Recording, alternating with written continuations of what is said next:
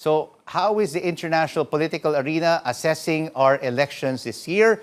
Joining us now live via Zoom is Peter Mumford from Singapore. He's a Southeast and Southeast Asia practice head of the Eurasia Group, a leading global political risk research and consulting company. Peter, thank you so much for joining us. So tell us, how closely are foreign investors watching this Philippine elections? Good morning, Rico, and thanks for having me on. I would say foreign investors, of course, are watching this election very closely.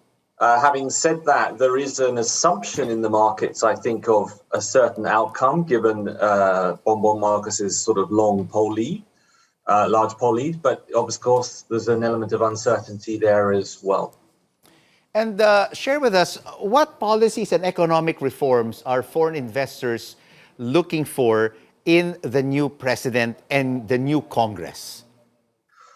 Well, I think if you look at the last two administrations, there has been a sort of positive trajectory of economic reform. Certainly several encouraging reforms were introduced under the Aquino administration.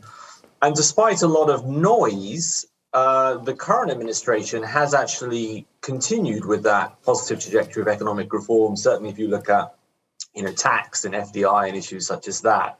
So I think what foreign investors will be looking for is signs that the next administration, whether it's under Bongbong Marcos or Vice President Leni Robredo, this is the two most likely, will continue to push ahead with economic reforms.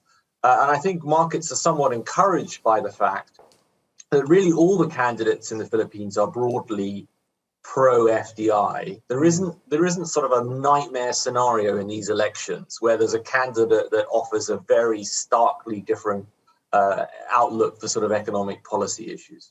And of course, we've seen during the Duterte administration over the last several months, amendments to the Foreign Investments Act. You also have the Public Services Act and the Retail Trade Liberalization Law.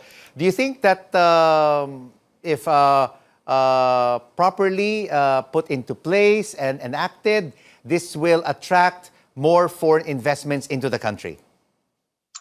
Yes, I think so. I think these are some of the positive reforms I was just alluding to that the current administration has moved forward with.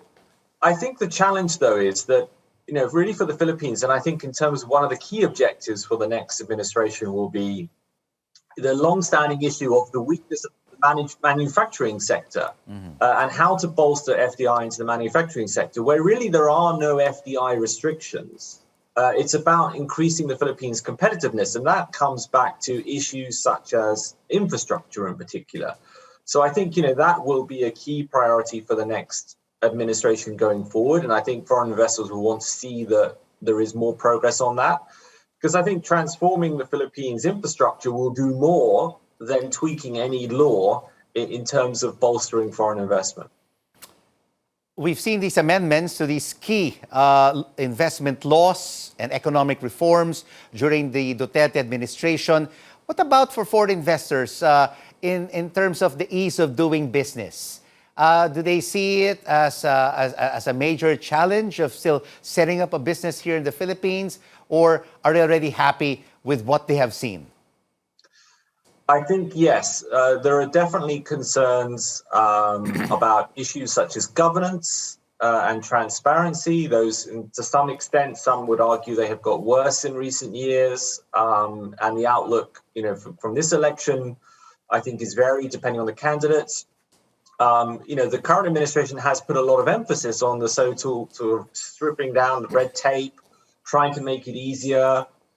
We've seen some modest progress, but this remains very, very challenging. So I think as we're talking, in addition to the FDI law changes, which are very helpful and are very encouraging, to really bolster FDI into the Philippines. And of course, the Philippines is lagging some of its regional peers in terms of how much FDI it gets.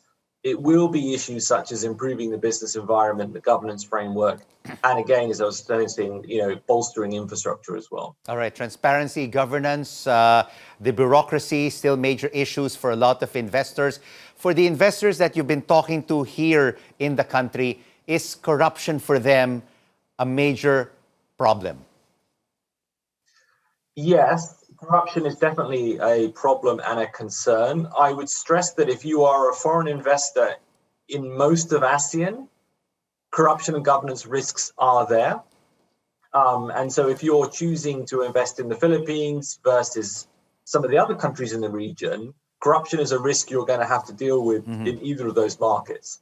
And so the challenge really for the Philippines is that arguably it hasn't seen the improvements in the area of corruption and governance that you've seen in some of the other countries in the region. So when you say other countries, for example, in Southeast Asia, where would the Philippines be in the pecking order in terms of priorities of investments?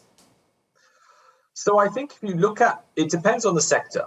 So if you look at the manufacturing sector, I do not think the Philippines ranks that highly as a priority in terms of when multinational companies are looking to at where in Southeast Asia they might want to invest. Of course, Vietnam, as everyone knows, is the darling for foreign investment at the moment, and for supply chain issues. Indonesia has made a lot of progress in terms of attracting more FDI. And of course, Thailand is very competitive in some areas in supply chains, Malaysia further up. So, as I was saying earlier, I think the manufacturing sector remains a weakness for the Philippines. It's very strong in the service sector. That's been a big driver of growth in the Philippines. And there has been some progress, I think, in the manufacturing space in the Philippines, including in areas such as automobiles. But really, it would be good to see, further progress in that area because, of course, the manufacturing sector can help create a lot of jobs and a lot of good jobs locally in the Philippines. Peter Mumford from the Eurasia Group joining us live from Singapore. Thank you so much for your insights.